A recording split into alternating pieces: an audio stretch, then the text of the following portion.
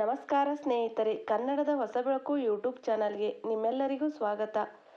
ಇಂದು ಮುಂದಿನ ಜುಲೈ 15ರಿಂದ ಈ ಬ್ರಹ್ಮಾಂಡದಲ್ಲಿ ಒಂದು ಅದ್ಭುತ ಕಂಗೊಳಿಸುವ ಘಟನೆ ನಡೆಯಲಿದೆ. ಈ ದಿನ ಅದೃಷ್ಟದ ಕಾರಕ ದೇವಗುರು ಬೃಹಸ್ಪತಿಯು ಸೂರ್ಯನ ಪ್ರಚಂಡ ಅಗ್ನಿಯಲ್ಲಿ ಸಂಪೂರ್ಣವಾಗಿ ಅಸ್ತವಾಗಲಿದ್ದಾರೆ. ನೋಡುವುದಾದರೆ ಈ ಸಮಯವು ಆಗಸ್ಟ್ ವರೆಗೆ ಇರುತ್ತದೆ. ಈ ಅವಧಿಯಲ್ಲಿ ಒಂದು ಕಡೆ ಕೆಲಸಗಳು ಹಾಳಾಗುತ್ತವೆ, ಅಲ್ಲಿ ಸ್ವತಃ ದೇವಗುರು ಬೃಹಸ್ಪತಿಯು ಇದ್ದಾರೆ, ಮತ್ತು 3 ಕಡೆಗಳಲ್ಲಿ ನಮ್ಮ ಕೆಲಸಗಳು ಆಗುತ್ತವೆ. ಇದರ ಲಾಜಿಕ್ ಏನು, ಇದರ ಕಾರಣ ಏನು, ಆಧ್ಯಾತ್ಮಿಕ ಮತ್ತು ಜ್ಯೋತಿಷ್ಯದ ದೃಷ್ಟಿಕೋನ ಏನು, ಈ ಎಲ್ಲ ವಿಷಯಗಳ ಬಗ್ಗೆ ಚರ್ಚಿಸುತ್ತಾ ನಾವು ಇದರ ಪ್ರೊಡಕ್ಷನ್ ಕಡೆಗೆ ಮುಂದೆ ಹೋಗೋಣ. ಸೂರ್ಯನನ್ನು ಅಚಾಯತ ಎಂದು ಕರೆಯಲಾಗಿದೆ. ಅಂದರೆ ಈ ಜಗತ್ತಿನ ಪಾಲನಹಾರ ಭಗವಾನ್ ನಾರಾಯಣನು ಹೇಳುತ್ತಾನೆ, ನಾನು ಸೂರ್ಯನಲ್ಲಿ ನನ್ನ ಕಣ್ಣುಗಳನ್ನು ಸಮಾಹಿತ ಮಾಡುತ್ತೇನೆ. ಅಂದರೆ ನನ್ನ ಕಣ್ಣುಗಳೇ ಸೂರ್ಯ ಮತ್ತು ಜಗತ್ತು ಅವರನ್ನು ನೋಡಬೇಕಾದಾಗ ಸೂರ್ಯನ ಮಾಧ್ಯಮದಿಂದ ಆತನು ಇಡೀ ಜಗತ್ತಿನ ಮೇಲೆ ತನ್ನ ದೃಷ್ಟಿಯನ್ನು ಕೇಂದ್ರೀಕರಿಸಿ ಇಡುತ್ತಾನೆ. ಸರಿ, ಈ ಸಮಯದಲ್ಲಿ ದೇವಗುರು ಬೃಹಸ್ಪತಿ ಜೀವಕಾರಕ ಆಗಿದ್ದು ಅದೇ ಸೂರ್ಯನಲ್ಲಿ ಸಮಾಹಿತವಾಗುತ್ತಾರೆ, ಅಂದರೆ ಆತ್ಮದಲ್ಲಿ ಸಮಾಹಿತವಾಗುತ್ತದೆ. ಮತ್ತು ಈ ಸಮಯವು ಆತ್ಮ ಮತ್ತು ಪರಮಾತ್ಮನ ಪರಮ ಮಿಲನದ ಸಮಯವಾಗಿರುತ್ತದೆ. ಕೇವಲ ದೇವಗುರು ಬೃಹಸ್ಪತಿಯ ದೃಷ್ಟಿ ಯಾವ ಭಾವದ ಮೇಲೆ ಬೀಳುತ್ತದೆಯೋ ಅಲ್ಲಿ ಸಾಕ್ಷಾತ್ ನಾರಾಯಣ ಈಶ್ವರನ ಸ್ವರೂಪವು ಆ ಸ್ಥಳದಲ್ಲಿ ತನ್ನ ದೃಷ್ಟಿ ನೀಡುತ್ತಿರುತ್ತದೆ. ಅದು ಸೂರ್ಯ ಮಾಧ್ಯಮದಿಂದ ಸಿಗುತ್ತದೆ.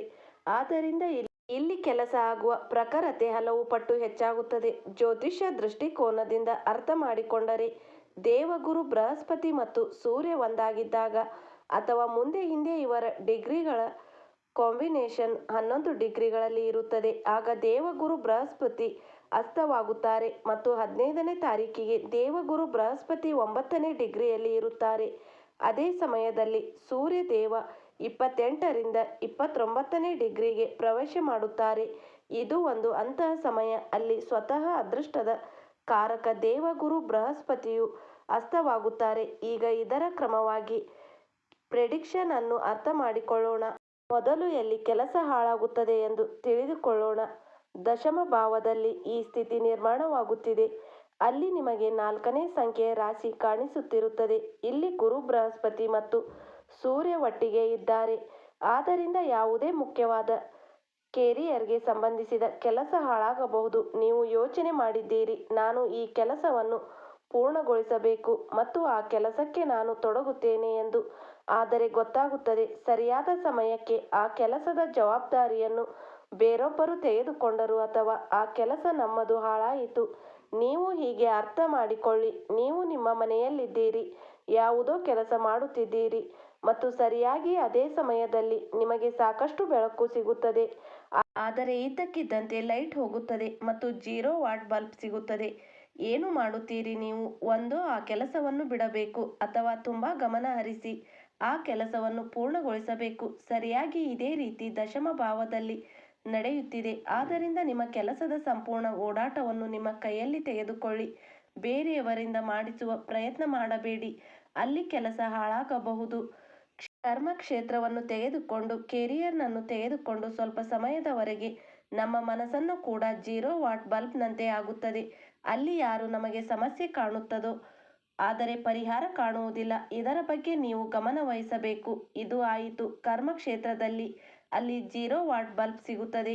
ಈಗ 3 ಸ್ಥಳಗಳು ಅಲ್ಲಿ ಸ್ವತಃ ನಾರಾಯಣನ ಸ್ವರೂಪ ದೇವಗುರು ಬೃಹಸ್ಪತಿಯು ಸೂರ್ಯನ ಮಾಧ್ಯಮದಿಂದ, ಏಕೆಂದರೆ ಸೂರ್ಯನ ಬೆಳಕು ಕೂಡ ಈಗ ಗುರು ಜೊತೆ ಬಂದಿದೆ. ಆದ್ದರಿಂದ ಗುರು ದೃಷ್ಟಿ, ಇವೆರಡೂ ನಮ್ಮ ಕೆಲಸಗಳು ಪ್ರಖರತೆಯಿಂದ ಪೂರ್ಣವಾಗುತ್ತವೆ. ಮೊದಲ ಭಾವದಲ್ಲಿ ಗುರು ದೃಷ್ಟಿ ಬೀಳುತ್ತಿದೆ. 8ನೇ ಸಂಖ್ಯೆಯ ರಾಶಿಯನ್ನು ನಾವು ಮೊದಲೇ ಸುತ್ತು ಹಾಕಿದ್ದೇವೆ, ನೀವು ಚೆನ್ನಾಗಿ ಅರ್ಥ ಮಾಡಿಕೊಳ್ಳಲು. ಅಂದರೆ 2ನೇ ಭಾವವು ನಿಮ್ಮ ಧನವಾಗಿದೆ. ಇದರಲ್ಲಿ ಹಣದ ಸಮಸ್ಯೆ ಇರುವುದಿಲ್ಲ. ಅರ್ಥ ಮಾಡಿಕೊಳ್ಳಿ, ಈಗ ಮೊದಲಿನಿಂದಲೂ ಹಣಕ್ಕೆ ಸಂಬಂಧಿಸಿದ ಸಮಸ್ಯೆ ಇದ್ದರೂ ಕೂಡ ಇಲ್ಲಿ ಗುರು ಜೊತೆಗೆ ನಾರಾಯಣನ ದೃಷ್ಟಿ ಬಿದ್ದಿದೆ. ಅಂದರೆ ಈಗ ಕೆಲಸವನ್ನು ನೀವು ಮಾತ್ರ ಮಾಡುವುದಿಲ್ಲ, ನಿಮ್ಮನ್ನು ಮ್ಯಾನೇಜ್ ಮಾಡಲು ಸ್ವತಃ ನಾರಾಯಣನ ದೃಷ್ಟಿ ನಿಮ್ಮ ಧನದ ಭಾವದ ಮೇಲೆ ಇದೆ. ಆದ್ದರಿಂದ ಹಣದ ಓಡಾಟ ಇರುತ್ತದೆ. ಧನ ಆರ್ಥಿಕ ಪ್ರಗತಿಗಾಗಿ ಒಂದು ಸುಂದರ ಅವಧಿ ಪ್ರಾರಂಭವಾಗುತ್ತದೆ. 2ನೇ ಭಾವವು ಸ್ವತಃ ನಿಮ್ಮ ಸಂಚಿತ ಧನದ್ದಾಗಿದೆ. ಆದ್ದರಿಂದ ಈ ಸಮಯದಲ್ಲಿ ನಾವು ಧನ ಸಂಚಯ ಮಾಡಬಹುದು. ನಾವು ಸಂಚಯ ಮಾಡಿದ ಧನವನ್ನು ಬ್ಯಾಂಕ್ಗಳವರೆಗೆ ತಲುಪಿಸಬಹುದು. ಅಂದರೆ ಈ ಸಮಯದಲ್ಲಿ ಆರ್ಥಿಕ ಸ್ಥಿತಿ ಚೆನ್ನಾಗಿರುತ್ತದೆ. ಎರಡನೇ ಭಾವವು ಕುಟುಂಬದಾಗಿದೆ. ಇದರಿಂದ ಕುಟುಂಬವನ್ನು ತೆಗೆದುಕೊಂಡು ಅಥವಾ ಯಾವುದೇ ಕುಟುಂಬದ ಸದಸ್ಯರನ್ನು ತೆಗೆದುಕೊಂಡು ಮನಸ್ಸು ಸಂತೃಪ್ತವಾಗಿದ್ದರೆ ಅಥವಾ ಅವರ ಜೀವನದಲ್ಲಿ ಅಥವಾ ಅವರ ಫ್ಯಾಮಿಲಿಯಲ್ಲಿ ಯಾವುದೇ ಸಮಸ್ಯೆ ನಡೆಯುತ್ತಿದ್ದರೂ ಅಲ್ಲಿ ಶಾಂತ ವಾತಾವರಣ ನಿರ್ಮಾಣವಾಗುತ್ತದೆ. ಯಾವುದೇ ಪಾರಿವಾರಿಕ ಕೆಲಸವು ಅತ್ಯಂತ ಪ್ರಖರತೆಯಿಂದ ಪೂರ್ಣವಾಗುತ್ತದೆ. ಎರಡನೇ ಭಾವವು ಬಲವಾದ ಸ್ಥಿತಿಯಲ್ಲಿದೆ. ಇದು ಆಯಿತು ನಿಮ್ಮ ಮೊದಲ ಪಾಯಿಂಟ್. ಅಲ್ಲಿ ಗುರು ದೃಷ್ಟಿ ಇದೆ. ಈಗ ಬರೋಣ ಎರಡನೇ ಪಾಯಿಂಟ್ಗೆ. ಎರಡನೇ ಸ್ಥಳ ಅಲ್ಲಿ ಇವರ ದೃಷ್ಟಿ ಬೀಳುತ್ತಿದೆ ಚತುರ್ಥ ಭಾವದ ಮೇಲೆ. ಅಂದರೆ ನೀವು ಪ್ರಾಪರ್ಟಿಗೆ ಸಂಬಂಧಿಸಿದ ಯಾವುದೇ ಕೆಲಸ ಮಾಡಲು ಬಯಸುತ್ತಿದ್ದರೆ, ಯಾವುದೇ ಭೂಮಿ ಆಸ್ತಿ ಖರೀದಿಸಲು ಅಥವಾ ಮಾರಾಟ ಮಾಡಲು ಬಯಸುತ್ತಿದ್ದರೆ ಈಗ ದೇವಗುರು ಬೃಹಸ್ಪತಿಯ ದೃಷ್ಟಿ ಭಗವಂತನ ಮಾಧ್ಯಮದಿಂದ ಬರುತ್ತಿದೆ. ಅಂದರೆ ಪ್ರಾಪರ್ಟಿಗೆ ಸಂಬಂಧಿಸಿದ ಕೆಲಸಗಳಲ್ಲಿ ಈಗ ತಡವಿಲ್ಲ. ಹಣವೂ ಇದೆ, ಜಮೀನು ಇದೆ, ವ್ಯವಸ್ಥೆಯೂ ಇದೆ. ಆದರೆ ಅದರ ನಂತರವೂ ಆಗುತ್ತಿಲ್ಲ ಎಂದರೆ ನೀವು ಆ ಕೆಲಸದ ಕಡೆಗೆ ಮುಂದೆ ಹೋಗಬಹುದು. ಸ್ನೇಹಿತರೆ, ನಿಮ್ಮೆಲ್ಲರಲ್ಲೂ ನನ್ನದೊಂದು ಕೋರಿಕೆ, ವಿಡಿಯೋ ಕೇಳುತ್ತೀರಾ? ವಿಡಿಯೋಗೆ ಲೈಕ್ ಮಾಡುವುದನ್ನು ಮರೆಯುತ್ತೀರಾ? ಈಗಲೇ ನಿಮ್ಮ ಸಿಹಿಯಾದ ಕೈಗಳಿಂದ ಒಂದು ಲೈಕ್ ಮಾಡಿ. ಹಾಗೆ ನಮ್ಮ ಹೊಸ ಬೆಳಕು ಯೂಟ್ಯೂಬ್ ಚಾನಲ್ಗೆ ಈಗಲೇ ಸಬ್ಸ್ಕ್ರೈಬ್ ಮಾಡಿಲ್ಲವೆಂದರೆ ಖಂಡಿತ ಈಗಲೇ ಸಬ್ಸ್ಕ್ರೈಬ್ ಮಾಡಿಕೊಳ್ಳಿ. ಹಾಗೆ ಕಮೆಂಟ್ ಬಾಕ್ಸ್ನಲ್ಲಿ ಜೈ ಶ್ರೀರಾಮ್ ಎಂದು ಖಂಡಿತ ಬರೆಯಿರಿ. ನಿಮ್ಮ ಮೇಲೆ ಆಶೀರ್ವಾದ ಸಾಕ್ಷಾತ್ ನಾರಾಯಣನದಾಗಿದೆ. ಚತುರ್ಥ ಭಾವವು ಜಾಗೃತವಾದಾಗ ಮಾತ್ರ ವ್ಯಕ್ತಿಯ ಮನಸ್ಸಿಗೆ ಶಾಂತಿ ಸಿಗುತ್ತದೆ. ಅಂದರೆ ಶಾಂತಿಯ ವಾತಾವರಣ. ಅಶಾಂತಿ ಆಗಿರುವ ಕೆಲಸವನ್ನು ತೆಗೆದುಕೊಂಡರೆ ಆ ಕೆಲಸ ಆಗುವ ಭರವಸೆ ಜಾಸ್ತಿ ಇದೆ ಮತ್ತು ಅಲ್ಲಿಂದ ನಮಗೆ ಶಾಂತಿ ಸಿಗುತ್ತದೆ. ಯಾರಾದರೂ ಕಾರು ಖರೀದಿಸಲು ಬಯಸುತ್ತಾರೆ. ಯಾವುದೇ ಮುಖ್ಯವಾದ ಪ್ರಯಾಣಗಳು ಆ ಅವಧಿಯಲ್ಲಿ ಪೂರ್ಣವಾಗುತ್ತವೆ. ಗಮನವಿರಲಿ, ಇಲ್ಲಿಯವರೆಗೆ ನಾವು ಎರಡನೇ ಪಾಯಿಂಟ್ವರೆಗೆ ಬಂದಿದ್ದೇವೆ. ಮೂರನೇ ಪಾಯಿಂಟ್ ಅತ್ಯಂತ ಮುಖ್ಯವಾಗಿರುತ್ತದೆ. ಏಕೆಂದರೆ ಸ್ವತಃ ಗುರು ದೃಷ್ಟಿ ಆರನೇ ಭಾವದ ಮೇಲೆ ಬೀಳುತ್ತಿದೆ ಮತ್ತು ಆರನೇ ಭಾವದಲ್ಲಿ ನಿಮಗೆ 12ನೇ ಸಂಖ್ಯೆ ರಾಶಿ ಕಾಣುತ್ತಿರುತ್ತದೆ. ಇದೇ 12ನೇ ಸಂಖ್ಯೆಯ ರಾಶಿ ಸ್ವತಃ ದೇವಗುರು ಬೃಹಸ್ಪತಿಯ ರಾಶಿಯಾಗಿದೆ ಮತ್ತು ತನ್ನದೇ ಮನೆಯಲ್ಲಿ ಅವರ ದೃಷ್ಟಿ ಬೀಳುತ್ತಿದೆ. ಆದ್ದರಿಂದ ಅತ್ಯಂತ ಮುಖ್ಯವಾದುದು ನಿಮ್ಮ 6ನೇ ಭಾವ. ಅದು ಸಂಪೂರ್ಣವಾಗಿ ನಿಮ್ಮ ಜಾಬ್, ನಿಮ್ಮ ನೌಕರಿಯಲ್ಲಿ ಯಾವುದೇ ತೊಂದರೆ ಇಲ್ಲ. ಗುರು ದೃಷ್ಟಿ ಬೀಳುತ್ತಿದೆ. ಆದ್ದರಿಂದ ದೇವರ ದೃಷ್ಟಿಯಿಂದ ನಿಮ್ಮ ಕೆಲಸದಿಂದ ತೃಪ್ತರಾಗಿದ್ದರೆ ಯಾವುದೇ ತೊಂದರೆ ಇಲ್ಲ. ಗುರು ದೃಷ್ಟಿ ಬೀಳುತ್ತಿದೆ. ಮೌನ ಗೌರವದಲ್ಲಿ ಹೆಚ್ಚಳವಾಗುತ್ತದೆ. ನೀವು ನಿಮ್ಮ ಜಾಬ್ನಿಂದ ಅತೃಪ್ತರಾಗಿದ್ದರೆ ಹಲವು ರೀತಿಯ ದಾರಿಗಳು ಸಿಗಬಹುದು. ಅಲ್ಲಿ ನೀವು ಪ್ರತ್ಯೇಕವಾಗಿ ಒಂದು ದಾರಿ ಮಾಡಿಕೊಂಡು ಅಲ್ಲಿಗೆ ಹೋಗಬಹುದು. 6ನೇ ಭಾವವು ಯಾವ ದಿನ ಪ್ರಭಾವಶಾಲಿಯಾಗುತ್ತದೋ ಆ ದಿನ ವ್ಯಕ್ತಿಗೆ ಶ್ರಮದ ಫಲಿತಾಂಶ ಸಿಗುತ್ತದೆ. ಅಂದರೆ ನೀವು ವ್ಯಾಪಾರವನ್ನು ಮಾಡುತ್ತಿದ್ದರೆ ಅಥವಾ ಜಾಬ್ ಮಾಡುತ್ತಿದ್ದರೆ ಅಥವಾ ಯಾವುದೇ ಪ್ರಮೋಷನಲ್ ಕೆಲಸಗಳಲ್ಲಿ ತೊಡಗಿದ್ದರೆ ನಿಮ್ಮ ಶ್ರಮದ ಫಲಿತಾಂಶವು ನಿಮ್ಮನ್ನು ತಲುಪುವ ಸಲುವಾಗಿಯೇ ಗುರು ದೃಷ್ಟಿ ಬೀಳುತ್ತಿದೆ. ಯಾವುದೇ ಶತ್ರು ಜಾಸ್ತಿ ಆಗಿದ್ದಾರೆ. ಶತ್ರುಗಳು ನಮಗೆ ತೊಂದರೆ ಕೊಡುತ್ತಿದ್ದಾರೆ. ನಾವು ಯಾರಿಗೂ ಕೆಟ್ಟದ್ದು ಮಾಡಿಲ್ಲ, ಆದರೆ ಅವರು ನಮಗೆ ಕೆಟ್ಟದ್ದನ್ನು ಮಾಡುತ್ತಿದ್ದಾರೆ. ಹಾಗಾದರೆ ಆ ಶತ್ರುಗಳ ಮೇಲೆ ವಿಜಯ. ಶತ್ರುಗಳು ಕೂಡ ಬೇರೆ ಬೇರೆಯಾಗಿರುತ್ತಾರೆ. 6ನೇ ಭಾವವು ರೋಗದ್ದು. ದೇಹದಲ್ಲಿ ಯಾವುದಾದರೂ ಕಷ್ಟವಿದೆಯಾ? ಯಾವುದಾದರೂ ತೊಂದರೆಗಳು ನಡೆಯುತ್ತಿದೆಯಾ?